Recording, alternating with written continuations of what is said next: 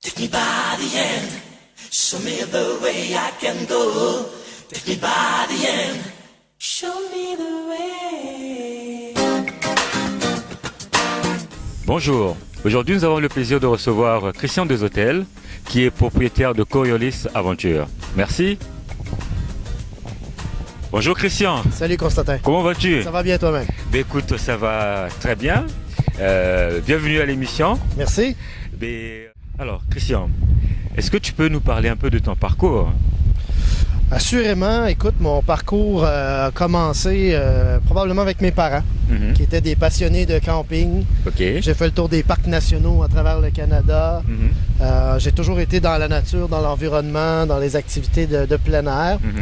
Et par la suite, j'ai commencé à travailler sur des colonies de vacances. Excellent. Notamment au niveau des scouts de Montréal. Ça, c'était en quelle année, Christian? En 94, j'ai commencé à travailler comme moniteur d'activité. Ouais. Ah, ça fait bientôt une vingtaine d'années. Et 20 ans que j'accompagne des gens dans le plein air, dans le loisir. Ouais. C'est excellent ça. Et donc pour poursuivre avec ton parcours, tu as travaillé dans les camps de jour, dans les colonies. Et après, je veux dire, comment ça s'est passé par la suite?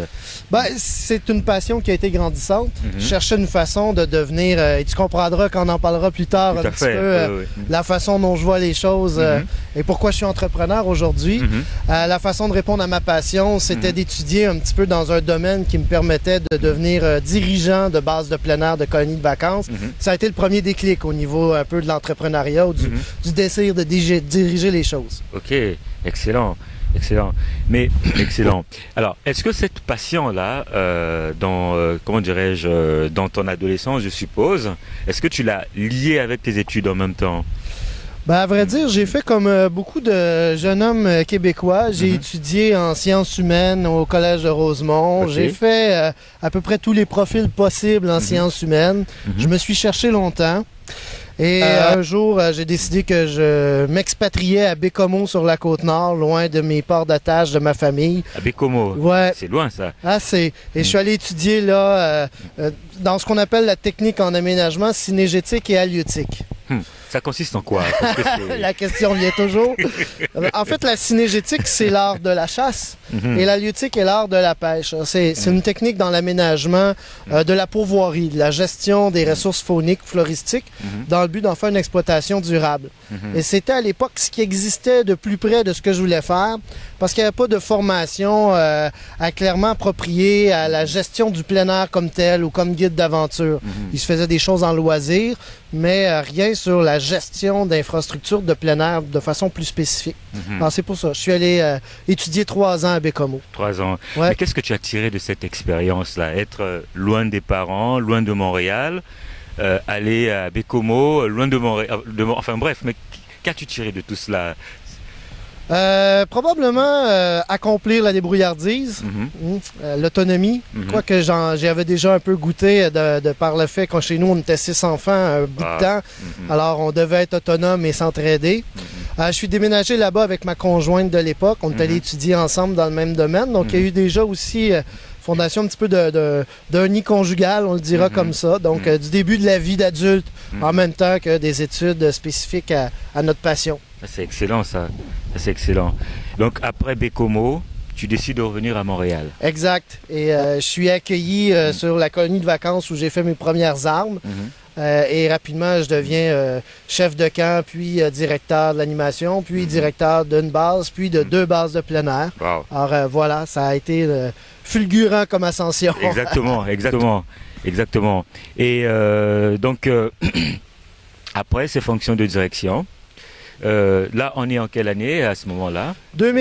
Disons que j'ai commencé à être directeur en 2001. 2001, oui. Et j'ai fait ça pendant 3 ans, entre 70 et 90 heures semaine. Wow, alors, à l'âge de 26 ans, j'ai vécu comme beaucoup de gens un épuisement professionnel qui m'a mis KO. Voilà, et j'ai dû quitter mes fonctions de direction à ce moment-là. Et donc, tu quittes les fonctions de direction et qu'est-ce qui se passe? tu prends un break ou bien tu te réorganises pour rebondir? En cours de route, j'ai changé de conjointe. Alors, je me suis en plus amusé au divorce et à ce que ça comprend. Donc, des expériences de vie qui forgent aussi le caractère. Tout à fait. Ouais. Et j'ai pris à ce moment-là, effectivement, un break. Je suis parti 3 ans avec ma nouvelle conjointe, pas 3 ans, pardon, 3 mois, 3 mois. avec ma nouvelle conjointe de l'époque. Et plutôt que de prendre des médicaments à la maison pour se remettre de notre épuisement, je suis allé voyager dans le Québec, faire du canot, du kayak, de la randonnée, voir le merveilleux territoire qu'on a, expérimenter des activités de plein air un peu partout. Excellent, découvrir pour se refaire et se parfaire. Et se ressourcer avec la nature. Excellent, c'est génial ça.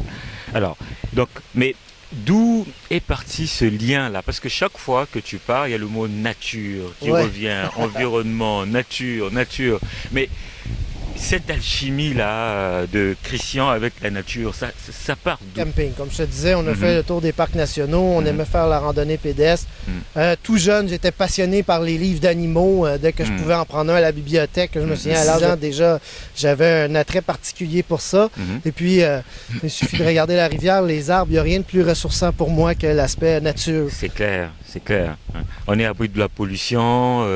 Voilà, le bruit, le stress. Alors, c'est une belle façon. Tu sais, mes 3 ans à Bécomo, ça a été un contact extraordinaire avec la mer, la nature aussi.